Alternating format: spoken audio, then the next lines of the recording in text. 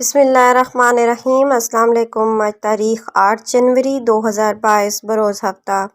آج کے خبر نامے کے ساتھ میں ہوں عائشہ۔ اگر آپ بھی دنیا کے حالات و واقعات سے باخبر رہنا چاہتے ہیں تو ویڈیو کو مکمل دیکھیے گا اور ہمارے چینل کو سبسکرائب کر دیجیے اور ساتھ میں لگے بیل آئیکن کو دبا دیں تاکہ آپ کو ہمارا نوٹیفیکیشن موصول ہو سکے۔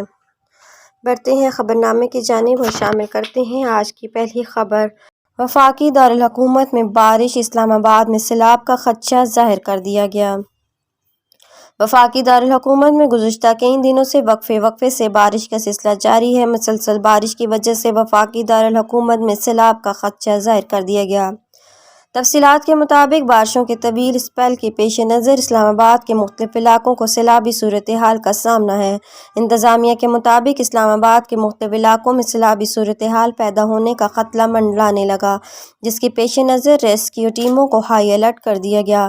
اس حوالے سے اسلام آباد نے ایڈوائزری بھی جاری کی ہے، جس میں متعلقہ حکام کو سیلاب سے متعلق تمام ریسکیو کالز کو ترجیح دیے جانے کی بھی تاکید کی گئی ہے۔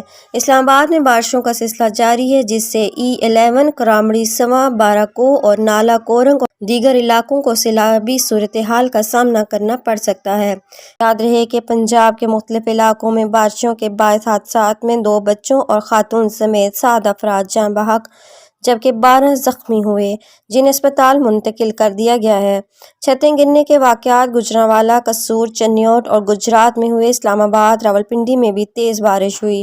گوجرانوالہ، ننکانہ صاحب، سانگلہ ہل، منڈی، بہاولدین، چشتیاں، دنیا پور سمیت پنجاب کے کئی شہروں میں بھی آسمان سے کھل کر پانی برسا۔ اس کے علاوہ کوئٹہ، تربت، سبی، لسبیلا سمیت بلوچستان کے متعدد علاقوں میں موسلا دھار بارش، نشیبی علاقے زیر آب آ گئے ہیں۔ لسبیلا کے علاقہ اوتھل میں چھت گرنے سے 3 بچے جاں بحق ہوئے۔ وزیر اعظم عمران خان نے وزیر اعلیٰ بلوچستان سے صوبوں میں بارشوں سے نقصانات پر رپورٹ طلب کر لی۔